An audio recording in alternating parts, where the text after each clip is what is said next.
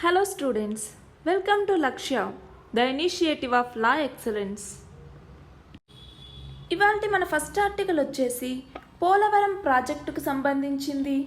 దీనిని గ్రూప్ 1 మరియు గ్రూప్ 2 వాళ్ళు కూడా ఎకానమీ అండ్ డెవలప్మెంట్ అన్న కాన్సెప్ట్ కింద చదువుకుంటాము.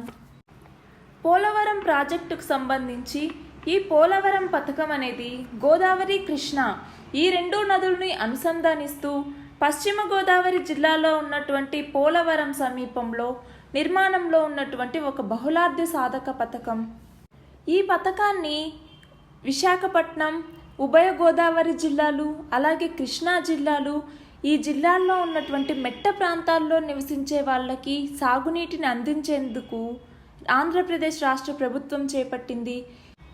ఈ పథకాన్ని 2014లో తెలంగాణ ఆంధ్రప్రదేశ్ నుంచి విడిపోయేటప్పుడు దీనికి కేంద్ర ప్రభుత్వ గుర్తింపు అనేది ఇచ్చింది. దీన్ని జాతీయ ప్రాజెక్టుగా గుర్తించింది. మొదట్లో దీనిని రామపాద సాగర్ అనేసి పిలిచేవారు. తర్వాత దీన్నే పోలవరం సాగునీటి ప్రాజెక్టు అని చెప్పేసి పిలుస్తున్నాము. ఈ పోలవరం జలాశయం ఆంధ్రప్రదేశ్ రాష్ట్ర ప్రభుత్వంతో పాటు ఛత్తీస్గఢ్, ఒరిస్సాల్లో కూడా విస్తరించింది. ఇందాక చెప్పుకున్నట్టుగా ఈ పథకం పూర్తయితే విశాఖ, ఉభయ గోదావరి, కృష్ణా జిల్లాల సాగునీటి అవసరాలను తీరుస్తుంది అని. అదే కాకుండా విశాఖ మహానగరం యొక్క తాగునీటి అవసరాలు కావచ్చు, విశాఖపట్నం చుట్టుపక్కల ఉన్నటువంటి పరిశ్రమలు, వాటి పరిశ్రమలకు ఉన్నటువంటి అవసరాలని కూడా తీరుస్తుంది. అంతేకాకుండా విద్యుత్ ఉత్పత్తి చేయడానికి, జల రవాణాలో ఉన్నటువంటి ఇబ్బందుల్ని అధిగమించడానికి, చేపల పెంపకానికి కూడా ఈ ప్రాజెక్ట్ అనేది ఉపయోగపడుతుంది.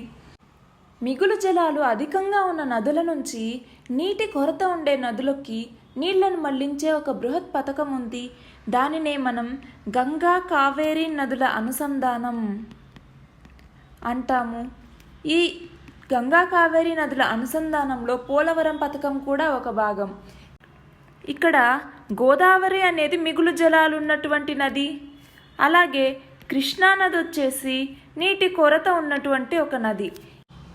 ఈ పోలవరం ప్రాజెక్ట్ యొక్క అంచనా విలువ వచ్చేసి 16,716 కోట్ల రూపాయలు. ఈ పోలవరం ప్రాజెక్ట్ యొక్క నేపథ్యం గనక మనం చూస్తే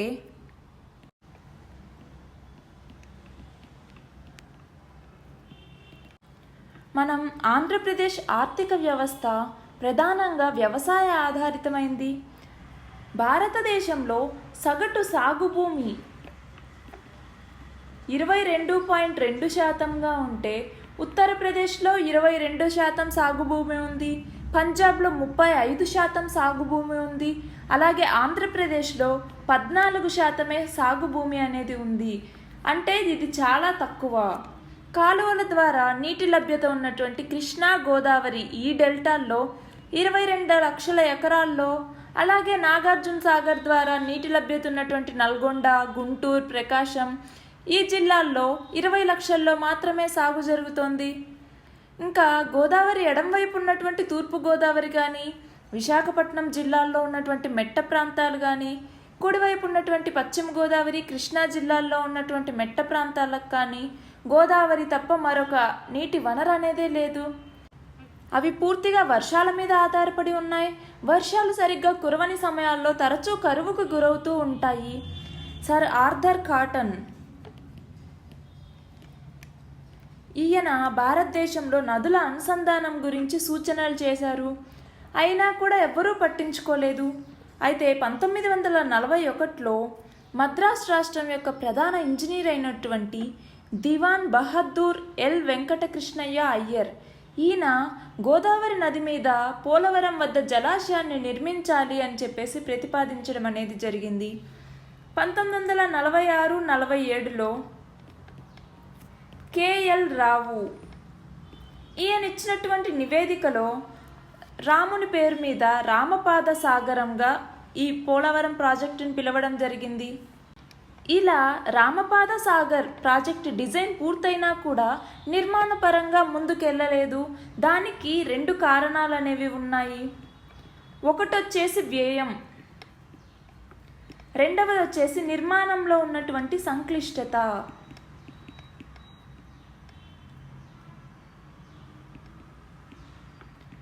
పోలవరం నిర్మించాలి అని చెప్పేసి ఉన్న ప్రాంతంలో భౌగోళిక పరిస్థితులు అనేవి అనుకూలంగా ఉండవు.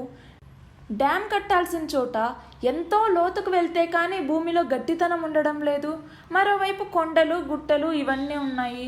అలాగే అంత ఖర్చుని తట్టుకునే పరిస్థితి కూడా అప్పుడు ప్రభుత్వాలకు లేదు. అప్పుడు ప్రాజెక్టు యొక్క అంచనా వ్యయం 129 కోట్లు. దీని ప్రాజెక్ట్ వ్యయం అప్పుడు ఎక్కువగా ఉంది అని చెప్పేసి ఈ పథకాన్ని చేపట్టడం అనేది జరగలేదు. కానీ 1953లో వచ్చినటువంటి వరదలు కావచ్చు, విశాఖ ఉక్కు కర్మాగారం దాని యొక్క పారిశ్రామిక అవసరాలు కావచ్చు, ఈ పోలవరం ప్రాజెక్ట్ అనేది ఇంపార్టెంట్ అన్న అవసరాన్ని చెప్పాయి. దానివల్ల 1976 సంవత్సరంలో ఈ పోలవరం ప్రాజెక్టులో కదలిక అనేది వచ్చింది. 1981లో అప్పటి ముఖ్యమంత్రి అయినటువంటి టి అంజయ్య ఈయన పోలవరం ప్రాజెక్టుకు శంకుస్థాపన చేయడం అనేది జరిగింది. 1985-86 వీటి ధరల ప్రకారం ఈ ప్రాజెక్టు వ్యయం 2665 కోట్లుగా అంచనా వేయడం అనేది జరిగింది. ఈ పోలవరం ప్రాజెక్టుకు సంబంధించి మనం ఇందాక చూసాము, ఈ పోలవరం ప్రాజెక్టు ఆంధ్రప్రదేశే కాకుండా మధ్యప్రదేశ్, ఒడిశాల్లో కూడా ఉంది. దీనికోసం బచావత్ ట్రిబ్యునల్ అనేసి ఒక ట్రిబ్యునల్ వచ్చింది. ఈ బచావత్ ట్రిబ్యునల్ అవార్డులో భాగంగా పోలవరం ప్రాజెక్టుకు సంబంధించిన కొన్ని ఒప్పందాలు అనేవి జరిగాయి. ఇవి 1980 ఏప్రిల్ 2న ఒప్పందం చేసుకోవడం అనేది జరిగింది. ఆ ఒప్పందం ప్రకారం ఏంటి, పూర్తి నీటి మట్టం 150 అడుగులే ఉండేలాగా రిజర్వాయర్ నిర్మాణం చేయాలి. స్పిల్వే సామర్థ్యం 36 లక్షల క్యూసెక్లే ఉండాలి. అలాగే పోలవరం రిజర్వాయర్ కారణంగా ఒడిశా, మధ్యప్రదేశ్, ఇప్పుడైతే ఛత్తీస్గఢ్ రాష్ట్రాల్లో కొన్ని ప్రాంతాలు ముంపుకు గురవుతున్నాయి. వీటికి ఆంధ్రప్రదేశ్ తగిన పరిహారం చెల్లించాల్సి ఉంటుంది. ఇలాంటివన్నీ ఈ బచావత్ ట్రిబ్యునల్ అవార్డులో ఉన్నటువంటి ఒప్పందాలు. దీని తర్వాత 1981లో టి అంజయ్య పోలవరం ప్రాజెక్టుకి శంకుస్థాపన చేయడం జరిగింది. దాని తర్వాత మళ్ళీ అది మరుగున పడిన తర్వాత 2004లో దీనిలో కదలిక అనేది వచ్చింది. రామపాద సాగర్ నిర్మించాలి అని చెప్పేసి ప్రతిపాదించిన ప్రాంతానికి 2 కిలోమీటర్ల ఎగువన పోలవరం ప్రాజెక్టు నిర్మిస్తున్నారు. ఇందులో భాగంగా 2454 మీటర్ల పొడవైనటువంటి ఎర్త్ కమ్ రాక్ఫిల్ డ్యామ్, అలాగే 1128 మీటర్ల పొడవైనటువంటి స్పిల్వేను నిర్మించడానికి నిర్ణయించడం అనేది జరిగింది. పోలవరం ప్రాజెక్టులో ప్రధానంగా 3 భాగాలున్నాయి. ఒకటి వచ్చేసి రిజర్వాయర్, ఇందులో నీటిని నిల్వ చేస్తారు. అలాగే స్పిల్వే, రిజర్వాయర్ల నుంచి నీటిని విడుదల చేసేందుకు ఈ స్పిల్వే అనేది ఉపయోగపడుతుంది. 2 కొండల నడుమన దీన్ని నిర్మిస్తున్నారు. దీనిలో మొత్తం 48 గేట్లను ఏర్పాటు చేయబోతున్నారు. అలాగే విద్యుత్ ఉత్పత్తి కేంద్రం,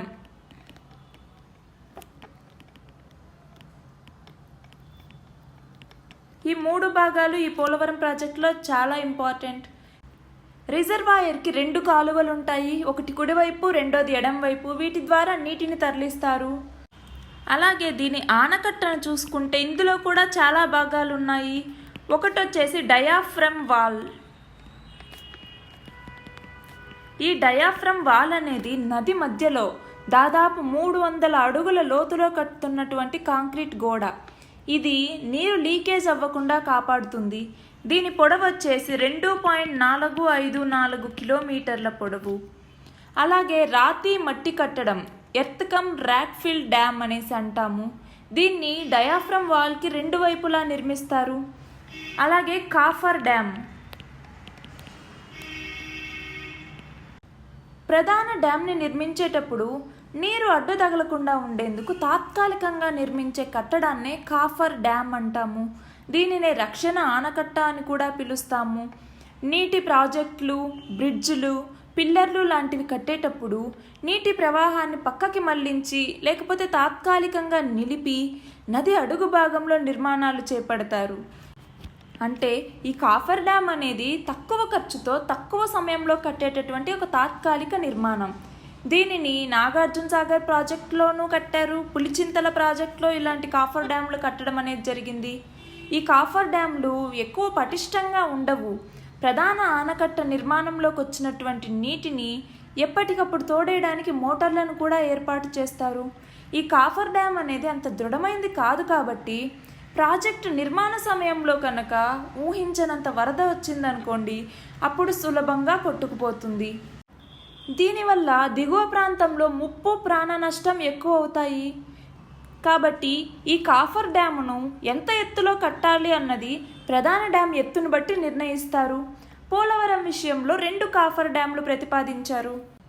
నది ప్రవాహం అడ్డు తగలకుండా ఎగువన ఒకటి, ధవళేశ్వరం బ్యారేజ్ బ్యాక్ వాటర్ అవరోధం కలిగించకుండా దిగువన ఒక డ్యామ్, ఇలా 2 డ్యామ్లను ప్రతిపాదించడం అనేది జరిగింది. ఈ పోలవరం ప్రాజెక్టు నిర్మాణం 2004లో స్టార్ట్ అయిన తర్వాత 2005లో దీనికి పర్యావరణ అనుమతులు అనేది ఇచ్చారు. అలాగే 2007లో గిరిజన ప్రాంత ప్రజల్ని తరలించేందుకు వాళ్ళకి పునరావాసం కల్పించడానికి సంబంధించిన కేంద్ర గిరిజన శాఖ అనుమతులు అనేది ఇచ్చింది. 2010లో అటవీ ప్రాంత వినియోగానికి సంబంధించిన అనుమతులను కూడా ఇవ్వడం అనేది జరిగింది. మొత్తం ముంపుకు గురవుతున్న గ్రామాల్లో ఆంధ్రప్రదేశ్లో 276 గ్రామాలు ఉన్నాయి. ఛత్తీస్గఢ్లో 4 గ్రామాలు, ఒడిశాలో 8 గ్రామాలు ముంపుకు గురవుతాయి. రాష్ట్ర విభజన సమయంలో తెలంగాణలో ముంపుకు గురవుతున్నటువంటి మండలాల్ని కూడా ఆంధ్రప్రదేశ్లో కలపడం అనేది జరిగింది. అయితే ఈ పోలవరం ప్రాజెక్ట్ అనేది చాలా భారీ ప్రాజెక్ట్ కదా, ఇది పూర్తయ్యే లోపల వాళ్ళకి తాత్కాలికంగా నీటిని అందించేందుకు ఎత్తిపోతల పథకాలని తీసుకురావడం జరిగింది. ఈ ఎత్తిపోతల పథకాలు అంటే లిఫ్ట్ ఇరిగేషన్ పథకాలు అంటాం మనము. దీనిలో భాగంగా పట్టిసీమలో ఒకటి, అలాగే పురుషోత్తమపట్నం ఈ రెండింటిలో ఎత్తిపోతల పథకాలని తీసుకురావడం జరిగింది.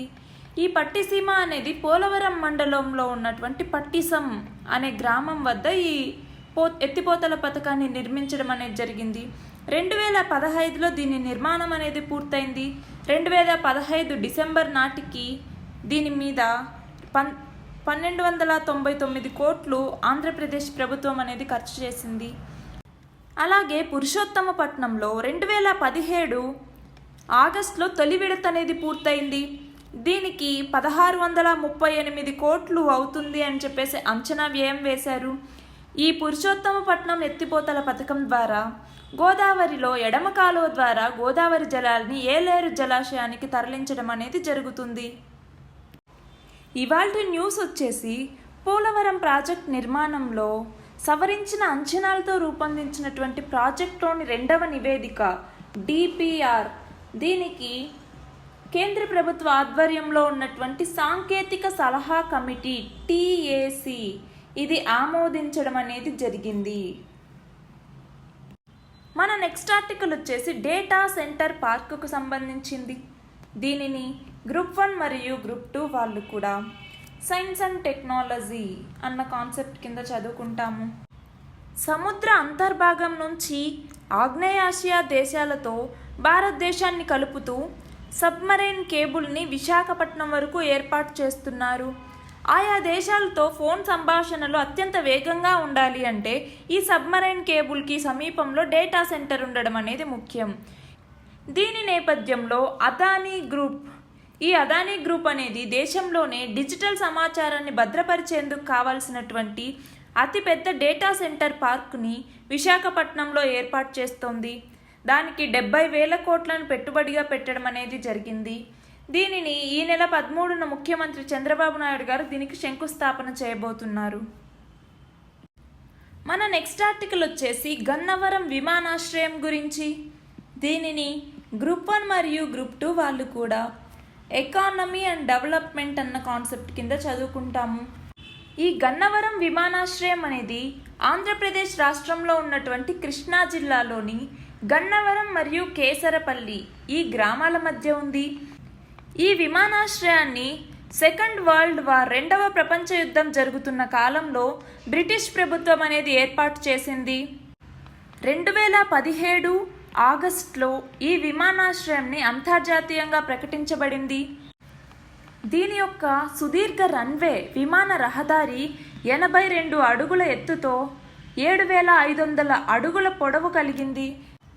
కాబట్టి అనేక విమానాలు సులభంగా దిగడమే కాకుండా పెద్దవిగా ఉన్నవి, వెడల్పుగా ఉన్నటువంటి భారీ విమానాలు దిగడానికి కూడా ఇది అనుకూలమైన విమానాశ్రయం. ఈ ప్రాంతం నుంచి ఎయిర్ ట్రాఫిక్లో పెరుగుదల బాగా ఉండడం వల్ల భారతదేశంలోని ఎయిర్పోర్ట్ అథారిటీ ఆఫ్ ఇండియా విమానాశ్రయాల అథారిటీ వాళ్ళు విమానాశ్రయానికి అభివృద్ధి మరియు మౌలిక వసతుల్లో మార్పులు చేపట్టడం అనేది జరిగింది. ఇందులో కార్గో సేవలు 2018 ఆగస్టు నుంచి అందుబాటులోకి వచ్చాయి. ఇక్కడ ఆర్టికల్లో గన్నవరం విమానాశ్రయంలో నూతనంగా నిర్మించినటువంటి రన్వే అందుబాటులోకి రాబోతోంది. దాన్ని కేంద్ర పౌర విమానయాన శాఖ మంత్రి వీడియో కాన్ఫరెన్స్ ద్వారా ప్రారంభిస్తారు అని చెప్పారు. ఈ కొత్త రన్వే 3,523 అడుగుల పొడవుగా ఉంది. దీనికి ఇప్పుడున్నటువంటి 7,500 అడుగుల రన్వేతో మొత్తం కలిపితే 11,023 అడుగుల రన్వే అనేది ఇప్పుడు తయారైంది. కాబట్టి air bus A380, A340, Boeing 777, Boeing 747 ఇలాంటి పెద్ద విమానాల రాకపోకలు కలిగించేందుకు కూడా ఇక్కడ వీలు కలిగింది. మన నెక్స్ట్ ఆర్టికల్ వచ్చేసి గ్రామ పంచాయతీల గురించి. దీనిని గ్రూప్ 1 మరియు గ్రూప్ 2 వాళ్ళు కూడా పాలిటీలో ఉన్నటువంటి పంచాయతీ రాజ్ అన్న కాన్సెప్ట్ కింద చదువుకుంటాము. పంచాయతీ అనేది గ్రామం స్థాయిలో అమల్లో ఉండేటటువంటి అతి ప్రాచీన కాలమైనటువంటి పాలనా వ్యవస్థ. దీనిని స్థానిక స్వపరిపాలనా సంస్థల వ్యవస్థ అనేసి అంటాము. భారతదేశంలో పంచాయతీ రాజ్ అనేసి అంటారు. నేపాల్లో కూడా ఇలాంటి పంచాయతీ వ్యవస్థ అనేది నడుస్తుంది. ప్రాచీన కాలంలో కూడా మనకి గ్రామ పాలనా వ్యవస్థ అనేది ఉండేది. కానీ అప్పట్లో సాంఘిక పరిస్థితులకు అనుకూలంగా 5 ప్రధాన వృత్తుల యొక్క ప్రతినిధులతో పనిచేసేవి. కాబట్టి అవి ఎక్కువగా అణచివేతకు గురయ్యేవి. బ్రిటిష్ పాలన వచ్చిన తర్వాత జనరల్ రిప్పన్ ఈయన ప్రోత్సాహంతో స్థానిక స్వపరిపాలనా సంస్థలు పునరుజ్జీవం పొందాయి. అలాగే 1919, 1935 భారత ప్రభుత్వ చట్టాలు కూడా వీటికి కొంచెం బలం చేకూర్చాయి. భారతదేశంలో తర్వాత 3 అంచెల పంచాయతీరాజ్ వ్యవస్థను ప్రారంభించారు. అలా ప్రారంభించిన రాష్ట్రాల్లో మొదటి రాష్ట్రంగా రాజస్థాన్ ఉంటే రెండవ రాష్ట్రంగా ఏపీ అనేది ఉంది. ఆంధ్రప్రదేశ్లో దీన్ని 1959 నవంబర్ 1వ తేదీన ప్రారంభించారు. దీన్ని కూడా మహబూబ్ నగర్ జిల్లా షాద్నగర్లో ప్రారంభమైంది. ఈ 3 అంచెల పంచాయతీరాజ్ వ్యవస్థ గ్రామ స్థాయిలో చూసుకుంటే గ్రామ పంచాయతీగా ఉండేది. అదే బ్లాకు స్థాయిలో చూసుకుంటే పంచాయతీ సమితిగా ఉండేది. అలాగే జిల్లా స్థాయిలో గనక చూసుకుంటే జిల్లా పరిషత్గా ఏర్పడింది. 1986లో ఈ బ్లాకు వ్యవస్థని మండల పరిషత్తుగా మార్చడం అనేది జరిగింది. 73వ రాజ్యాంగ సవరణ ప్రకారం దీనికి అనుగుణంగా ఆంధ్రప్రదేశ్ ప్రభుత్వం అనేది 1994లో నూతనంగా పంచాయతీరాజ్ చట్టాన్ని చేసింది. ప్రస్తుత వ్యవస్థ అనేది ఈ పంచాయతీరాజ్ చట్టానికి అనుగుణంగా ఉంది. ఈ 73వ రాజ్యాంగ సవరణ ప్రకారం పంచాయతీరాజ్లకి 29 అధికారాలని పూర్తిగా బదిలీ చేయాలి అనేసి చెప్పడం జరిగింది. కానీ ఇప్పటికీ కూడా రాష్ట్రాలు పూర్తిగా బదిలీ చేయడం అనేది జరగలేదు. ఆంధ్రప్రదేశ్లో అయితే మేము 25 అధికారాలని అప్పగించాము అనేసి చెప్పడం జరిగింది. తెలంగాణలో అయితే 13 అధికారాలని అప్పగించడం అనేది జరిగింది. ఈ పంచాయతీరాజ్ వ్యవస్థలో కేరళ అనేది దేశంలోనే మొదటి స్థానంలో నిలిచింది. పంచాయతీలకి సంబంధించి ఎలాంటి సంస్కరణలు చేపట్టాలన్నా కూడా తెలుగు రాష్ట్రాల అధికారులు మొదట కేరళకే వెళ్ళి వాటిని సందర్శించడం అనేది జరుగుతుంది. తెలంగాణ ప్రభుత్వం 4 సంవత్సరాల కిందట మన ఊరు మన ప్రణాళిక అనేటటువంటి కార్యక్రమాన్ని నిర్వహించింది. క్షేత్రస్థాయిలో ప్రజల్ని మమేకం చేసి ప్రణాళికల్ని తయారు చేయించాలి. ఆరోగ్యం, విద్య, వ్యవసాయం, హరితహారం, ఉపాధి, మౌలిక వసతులు ఇలాంటి 6 అంశాలకు ప్రాధాన్యం ఇవ్వాలి అని చెప్పేసి అప్పట్లో ప్రభుత్వం నిర్ణయించడం అనేది జరిగింది. కానీ కార్యక్రమంలో ప్రజల భాగస్వామ్యం అనేది చాలా తక్కువగా ఉండింది. 10 నుంచి 20% ప్రజలు మాత్రమే హాజరయ్యారు. అసలు ఇలాంటి కార్యక్రమం ఒకటి ఉంది అని చెప్పేసి 30% గ్రామీణులకు మాత్రమే తెలుసు. అంటే మిగిలిన వాళ్ళకి అసలు అలాంటి ఒక కార్యక్రమం ఉందని కూడా తెలీదు. అలాంటప్పుడు ఎలా పాల్గొంటారు? ఒక కార్యక్రమం ఏదైనా పెట్టినప్పుడు దానిని ప్రజల స్థాయిలో మొత్తం అందరికీ తెలిసేలాగా ప్రచారాన్ని చేపట్టాల్సి ఉంటుంది. ఇప్పుడు తెలంగాణలో కొత్తగా పంచాయతీరాజ్ ఎన్నికలు అనేది జరిగాయి. దాని ద్వారా అయినా కూడా పంచాయతీరాజ్ చట్టం ద్వారా తెలంగాణ ప్రభుత్వం మార్పులు ఏమైనా తీసుకొస్తుందా అనేది చూడాలి. మన నెక్స్ట్ ఆర్టికల్ వచ్చేసి భారతరత్నను తిరస్కరించడం గురించి. దీనిని గ్రూప్ 1 మరియు గ్రూప్ 2 వాళ్ళు కూడా కరెంట్ అఫైర్స్ కింద చదువుకుంటాము. దేశంలోని అత్యున్నత పౌర పురస్కారమైనటువంటి భారతరత్న ఈ అవార్డును 2019 సంవత్సరానికి గాను ప్రణబ్ ముఖర్జీకి, భూపేన్ హజారికా అనే అతనికి, అలాగే నానాజీ దేశ్ముఖ్ వీళ్ళ ముగ్గురికి ఇవ్వడం అనేది జరిగింది. ఈ భూపేన్ హజారికా అనే వ్యక్తి ఈశాన్య ప్రాంత సంస్కృతి, జానపద సంగీతాన్ని హిందీ ప్రేక్షకులకు పరిచయం చేసిన వాళ్ళు. ఈయన అస్సాంలోని సాదియా అనే గ్రామంలో జన్మించారు. ఈయనకి 1992లో దాదాసాహెబ్ ఫాల్కే పురస్కారం, అలాగే 2011లో పద్మ విభూషణ్ పురస్కారం అనేది ఇచ్చింది. ఇప్పుడు 2019లో భారతరత్న పురస్కారాన్ని ఇచ్చింది. కానీ ఆయన 2011లోనే మరణించడం అనేది జరిగింది.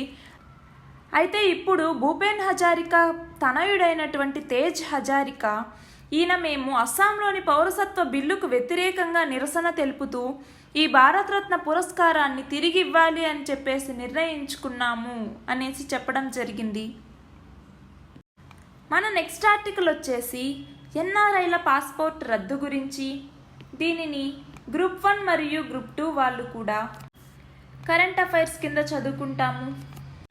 భారతీయ యువతుల్ని వివాహం చేసుకునే ఎన్ఆర్ఐలు, ప్రవాస భారతీయులు ఎవరైతే ఉన్నారో వారు భారతీయ యువతుల్ని అయినా చేసుకున్నప్పుడైనా కావచ్చు, వేరే ఎన్ఆర్ఐ ఆడపిల్లల్ని పెళ్లి చేసుకున్నప్పుడైనా కావచ్చు, 30 రోజుల లోపలే వాళ్ళ యొక్క పెళ్లిని తప్పనిసరిగా రిజిస్టర్ చేయించుకోవాలి. లేదా ఆ ఎన్ఆర్ఐ పాస్పోర్ట్ని అధికారులు స్వాధీనమైనా చేసుకుంటారు, లేదంటే రద్దు అయినా కూడా చేయవచ్చు. ఇలా భారతీయ యువతినైనా ఎన్ఆర్ఐనైనా ఎవరినైనా కూడా వివాహం చేసుకుంటే registration of marriage of NRI bill 2019 ప్రకారం ఆ పెళ్లిని తప్పనిసరిగా 30 రోజుల లోపల రిజిస్టర్ చేయించుకోవాలి అని చెప్పేసి ఈ బిల్ అనేది నిర్దేశిస్తోంది. ఈ బిల్లుని రాజ్యసభలో ప్రవేశపెట్టడం అనేది జరిగింది. మన నెక్స్ట్ ఆర్టికల్ వచ్చేసి పట్టణాలకు వలసొచ్చిన వాళ్ళ జీవన శైలి గురించి. దీనిని గ్రూప్ 1 మరియు గ్రూప్ 2 వాళ్ళు కూడా సైన్స్ అండ్ టెక్నాలజీలో ఉన్నటువంటి డిసీజెస్ అన్న కాన్సెప్ట్ కింద చదువుకుంటాము. జీవనోపాధిని వెతుక్కుంటూ పట్నం వచ్చిన వాళ్ళకి నగర జీవన ప్రభావం అనేది పడుతుంది. దానివల్ల వాళ్ళకు తెలియకుండానే వాళ్ళు వ్యాధుల బారిన పడుతున్నారు. అలా పల్లె నుంచి నగరానికి వచ్చిన 4-5 ఏళ్లలోనే వాళ్ళలో బీపీ ఎక్కువ అవ్వడం, డయాబెటీస్ రావటం, గుండెపోటు రావడం, పక్షవాతం, క్యాన్సర్ ఇలాంటి ప్రమాదకరమైనటువంటి వ్యాధుల బారిన పడుతున్నారు. మొత్తం మరణాల్లో ఇలా వ్యాధుల బారిన పడి మరణిస్తున్న వారు 63% ఉన్నారు అంటే మనం అర్థం చేసుకోవచ్చు. అయితే వైద్యానికి రోగి సొంత వ్యయం చేస్తున్నటువంటి దేశాల్లో భారత్ చూసుకుంటే 182వ స్థానంలో ఉంది. అంటే వైద్యానికి రోగి సొంత వ్యయం చేసుకునేటటువంటి పరిస్థితిలో కూడా లేడు. ఇక్కడ మనం చూస్తే దక్షిణాసియా దేశాల్లో మనకంటే ఆయురార్థాల్లో దిగువనున్నది పాకిస్తాన్ మాత్రమే. భారత్ కన్నా భూటాన్, నేపాల్, బంగ్లాదేశ్, శ్రీలంక, చైనా ఇవన్నీ కూడా అధిక ఆయురార్థం ఉన్నటువంటి దేశాలుగానే ఉన్నాయి. భారత్లో వ్యాధుల భారం, ఆ వ్యాధుల బారిన పడి చనిపోయిన వాళ్ళు ఎంతమంది, అందులో అంటువ్యాధులు, జీవనశైలి వ్యాధులు, క్షతగాత్రులు వీళ్ళు ఎంతమంది అన్నది ఇక్కడ డేటా ఉంది మనకి. అలాగే 25 ఏళ్లుగా పెరుగుతున్నటువంటి రోగాలు, ఆ మరణాలు ఎలా ఉన్నాయి అన్నది ఇక్కడ మనం చూడొచ్చు. మన నెక్స్ట్ ఆర్టికల్ వచ్చేసి జియో ట్యాగింగ్ గురించి. దీనిని గ్రూప్ 1 మరియు గ్రూప్ 2 వాళ్ళు కూడా సైన్స్ అండ్ టెక్నాలజీ కింద చదువుకుంటాము. జియో ట్యాగింగ్, దేనికైనా ఒకదానికి జియో ట్యాగింగ్, ఒక ఫోటోకి ఒక జియో ట్యాగింగ్ చేసామనుకోండి, ఆ ఫోటో ఎప్పుడు తీశారు, దాని లాంగిట్యూడ్ ఎంత, లాటిట్యూడ్ ఎంత అనేది ఆ ఫోటోలో మనకు కనపడుతుంది. ఆంధ్రప్రదేశ్, తెలంగాణ రాష్ట్రాల్లో ప్రభుత్వం ప్రజా సాధికార సర్వే, ఈ సర్వేలో భాగంగా ప్రతి ఇంటిని ఆధార్ కార్డుతో పాటు ఆ ఇంటి ఓనర్కి కూడా జియో ట్యాగింగ్ అనేది చేసిందనమాట. అంటే ఏ నివాసంలో ఎవరు ఉంటున్నారు, వాళ్ళ కుటుంబ సభ్యులు ఎంతమంది ఉంటున్నారు, వాళ్ళు ఎక్కడ ఉంటున్నారు, ఈ సమాచారం మొత్తం ఈ జియో ట్యాగింగ్ ద్వారా మనం తెలుసుకోవచ్చు. తెలంగాణ ప్రభుత్వం అయితే చెరువులకి, మొక్కలకు కూడా జియో ట్యాగింగ్ చేస్తుంది. ఎందుకు? మొక్కల్ని కొట్టేస్తున్నారు, చెట్లని. చెరువులు అయితే పూర్తి చేసి ఆ ప్లేస్లో షాపింగ్ మాల్స్ కావచ్చు, ఇంకేమైనా కావచ్చు, ఇలాంటివన్నీ కడుతున్నారు. అయితే తెలంగాణ రాష్ట్రంలో 2016లో భూదస్త్రాల ప్రక్షాళన కార్యక్రమంను తీసుకురావడం జరిగింది. ఇందులో రెవెన్యూ శాఖ 30 జిల్లాల పరిధిలో ఉన్నటువంటి 2.58 కోట్ల వ్యవసాయ భూముల దస్త్రాల్ని పరిశీలన చేసింది. ఈ ఆధునికీకరించినటువంటి దస్త్రాల సమాచారాన్ని ధరణి అనే పోర్టల్లో నిక్షిప్తం చేసి దాని తర్వాత అన్నదాతలకి భూ యాజమాన్య హక్కులు అనేవి కల్పిస్తోంది. అలాగే దేశంలోనే మొదటిసారిగా జియో ట్యాగింగ్ ఆధారిత పన్ను వసూలు విధానాన్ని తెలంగాణ పురపాలక శాఖ అనేది అనుసరించింది. ఈ జియో ట్యాగింగ్ వల్ల ఉపయోగాలు ఏంటి అనేది మనం ఇక్కడ చూడొచ్చు. భూ యాజమాన్య హక్కుతో మైదాన ప్రాంతాల్లో రిజిస్ట్రేషన్ దస్తావేజులతో పాటు చట్టబద్ధంగా భూమికి హక్కులు లభిస్తాయి. దాంతో భూములకు గుర్తింపుతో పాటు విలువ కూడా పెరుగుతుంది. డబల్ రిజిస్ట్రేషన్ లాంటి అక్రమాలకి అడ్డుకట్ట అనేది పడుతుంది. జియో ట్యాగింగ్తో భూమిని అనుసంధానించడం వల్ల సరిహద్దుల్లో ఆక్రమణలు చేయటం, యాజమాన్యాల పేరు తొలగించడం ఇలాంటి వాటికి చోటు ఉండదు. ప్రభుత్వమే చట్టబద్ధమైన గుర్తింపునివ్వడం వల్ల సామాన్యులకి రెవెన్యూ భూ చట్టాల మేరకు జారీ చేసేటటువంటి సర్టిఫికెట్లు అదనపు బలంగా మారుతుంది. పరిశ్రమలు, ఇతర సంస్థలకి ప్రభుత్వం భూములు కేటాయించడం కూడా సులువవుతుంది. ప్రభుత్వం కేటాయిస్తున్న భూములు ఒక్కోసారి వివాదాస్పదం అవుతున్నాయి. ఇలా గనక జియో ట్యాగింగ్ పెడితే అలాంటి వాటిలో ఎలాంటి వివాదాలకు చోటు ఉండదు. ఇవన్నీ కూడా దీని ఉపయోగాలు. మన నెక్స్ట్ ఆర్టికల్ వచ్చేసి ఉన్నత విద్య గురించి. దీనిని గ్రూప్ 1 మరియు గ్రూప్ 2 వాళ్ళు కూడా లిటరసీ అన్న కాన్సెప్ట్ కింద చదువుకుంటాము. ఉన్నత విద్యలో ప్రమాణాలు చాలా తగ్గిపోతున్నాయి. కనీస మౌలిక వసతులు కూడా లేవు. తెలంగాణలో చూసుకుంటే 219 విద్యా సంస్థలకే న్యాక్ గుర్తింపు అనేది ఉంది. అలాంటి న్యాక్ గుర్తింపు ఉన్న దాంట్లో 1571 కళాశాలతో అగ్రస్థానంలో మహారాష్ట్ర అనేది ఉంది. 2వ స్థానంలో కర్ణాటక, 7వ స్థానంలో ఆంధ్రప్రదేశ్, 14వ స్థానంలో తెలంగాణ అనేవి ఉన్నాయి. అయితే గ్రేడ్ల వారీగా చూసుకుంటే కళాశాలలు ఏ గ్రేడ్ కళాశాలలు, బి గ్రేడ్ కళాశాలలు, సి గ్రేడ్ కళాశాలలు మొత్తం ఇలా ఉన్నాయి. న్యాక్ అంటే జాతీయ మదింపు గుర్తింపు మండలి. ఈ న్యాక్ అనేది గ్రేడ్లు ఇస్తుంది. దేని ఆధారంగా గ్రేడ్లు అనేది ఇస్తుంది? ఆ విద్యా సంస్థలకి సొంత స్థలం ఎంతుంది, ఎంత భవనం ఉంది, తరగతి గదులు ఎన్నున్నాయి, ఇతర కనీస వసతులతో పాటు 5 విభాగాలకు అవసరమైనటువంటి అధ్యాపకులు ఉంటేనే న్యాక్ గుర్తింపు అనేది వస్తుంది. ఈ వసతుల స్థాయిని బట్టి A++ నుంచి C వరకు గ్రేడ్లు అనేది ఇస్తారు. అయితే ఈ గ్రేడ్లు ఇస్తే వచ్చే లాభం ఏంటి? న్యాక్ గుర్తింపు ఉంటే కొన్ని సంస్థలు పరిశోధన ప్రాజెక్టులు ఇచ్చేందుకు ముందుకొస్తాయి. ప్రభుత్వ సంస్థలకైతే రూసా, రాష్ట్రీయ ఉచ్చరత్ శిక్షా అభియాన్, దాని కింద కేంద్ర మానవ వనరుల శాఖ అనేది నిధులు మంజూరు చేస్తుంది. అలాగే యూజీసీ, యూనివర్సిటీ గ్రాంట్స్ కమిషన్, ఈ యూజీసీ నుంచి స్వయం ప్రతిపత్తి హోదా కూడా పొందొచ్చు. అంటే ఆటోనామస్ హోదాను కూడా పొందొచ్చు. ఇలాంటి ప్రయోజనాలు కూడా చాలా ఉన్నాయి. Thank you very much.